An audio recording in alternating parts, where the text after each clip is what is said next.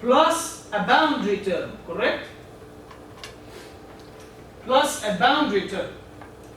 So a term that has to do with some function of the upper boundary minus the lower bound. Look at what we're integrating. We're integrating a scalar function at the end of the day, right? So whatever you will have a scalar function at the upper bound minus the same scalar function evaluated at the lower bound. What's that? What's that? What are the upper bound and lower bound? The initial point of the closed curve and the final point of the closed curve. What are these? They are the same point. You are evaluating a scalar function at the same point and subtract. You're getting 0.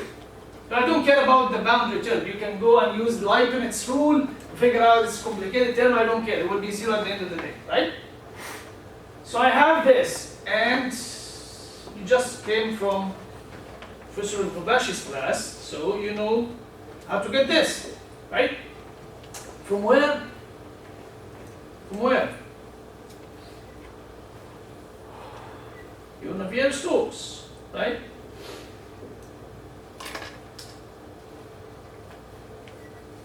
Okay?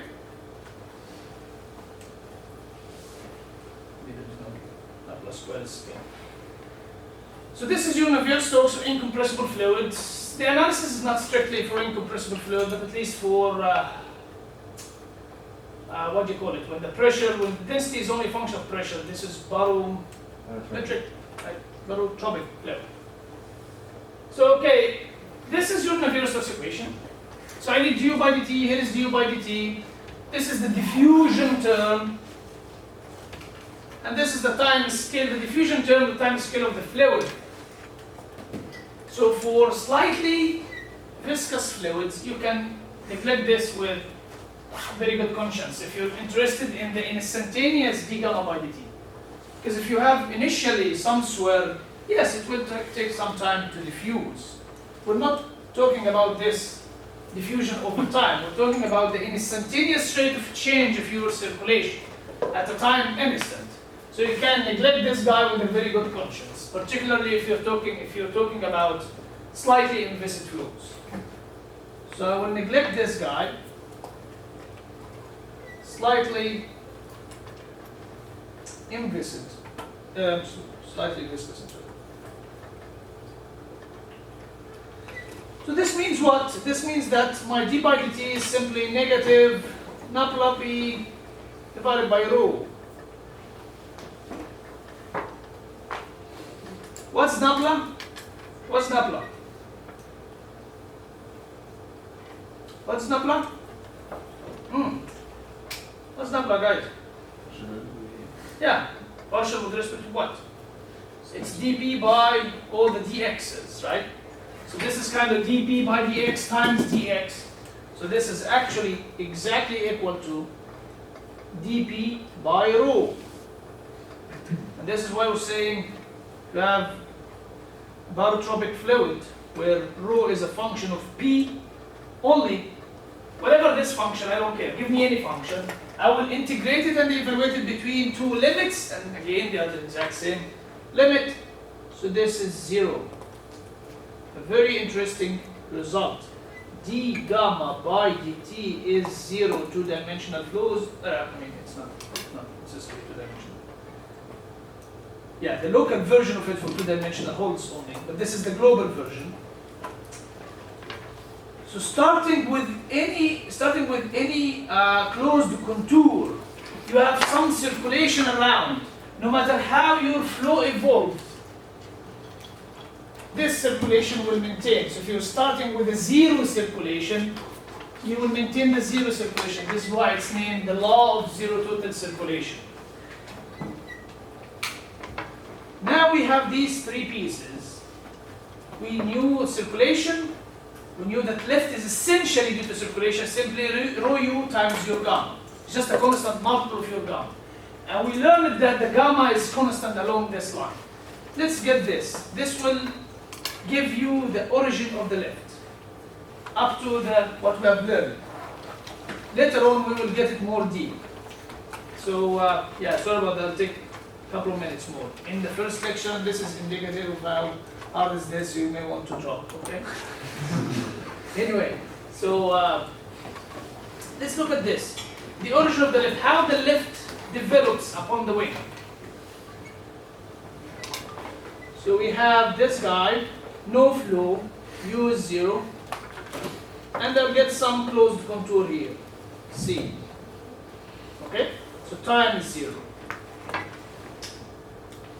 But now I will do the following. I will just start my wind tunnel and assume that the wind tunnel will give you the speed instantaneously. Step response, okay? So your U infinity now, it's greater than 0. Here's my airfoil. My C is enlarged a little bit. But I know that, so this is time now is greater than 0. I know what? The initial gamma inside this contour, there was nothing here, right? No flow. So the initial gamma run enclosed by this contour is what? How much? 0. Now I have a flow. I'll not give you the complete picture, but this is convincing enough. You have a flow. This is a non-zero flow around an airfoil with an angle of attack. What do you expect to get? Exactly, I'm expecting greater lift, which is mainly due to circulation. So thank you. So I have what we call the bound circulation, which if you multiply by rho u, you get your lift, whose lift coefficient is simply 2 pi alpha. Okay? Everything is consistent. But now, because what we have learned, inside this contour, I started with 0 total circulation. I have to maintain 0 total circulation, right? So what has to occur? A counter-rotating circulation. This is a bit different. Why? Because it's a real vortex. If you go and do flow visualization, you will see the swirl. The first thing is not a real swirl. It's the effect of a swirl. Okay? You have the effect of a circulation on the airfoil. The flow accelerates on the upper surface and decelerates on the lower surface. It's as if there is a swirl. There is no real swirl that you can see on the airfoil. But there is the effect of a swirl. And the basic definition of circulation applies to both.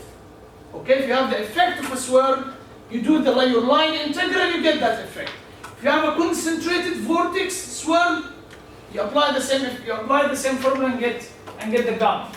So this is a real one, you see it. Why I'm stressing the difference? I'm stressing the difference because if this is a real one that is free floating in the fluid, what will happen?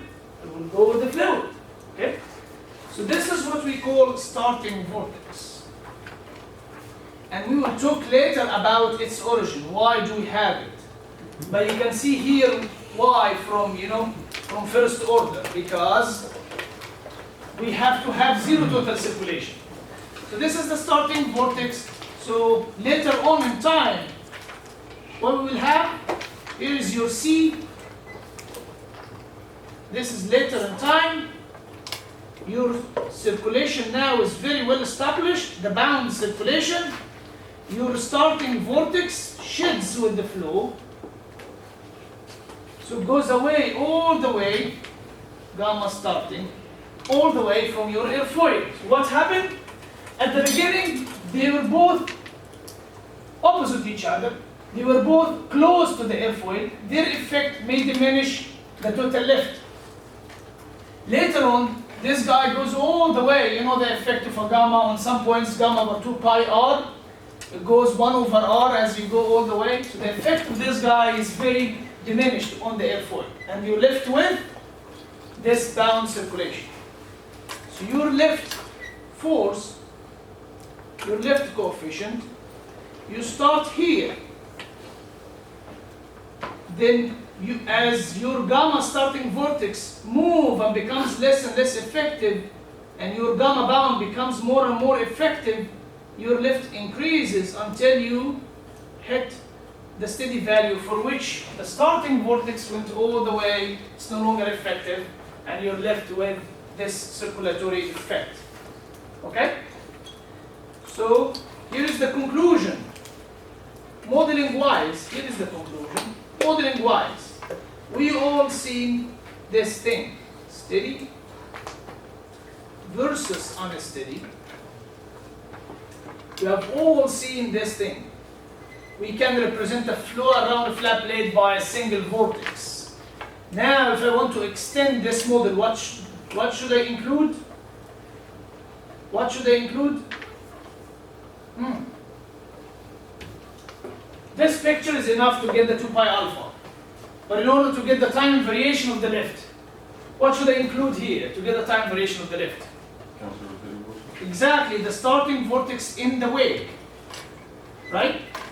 And we all learned it in your steady aerodynamics that I can make this model more complicated by having, instead of a single vortex, a distribution of vortices. We call it the bound circulation, right? The distribution as a function of x.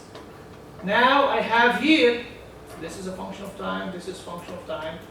I also have a distribution. This is function of what?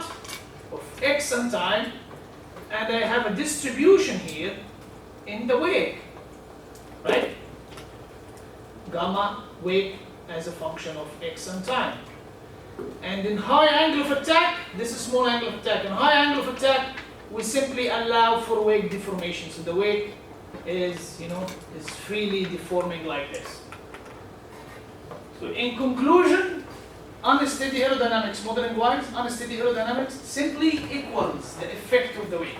If you include, look at these two pictures, the only difference between steady and unsteady aerodynamics is the effect of the wake. If you include the effect of the wake in your model, you're developing an unsteady model. If not, no matter what you're giving me, this is not an unsteady model. Okay?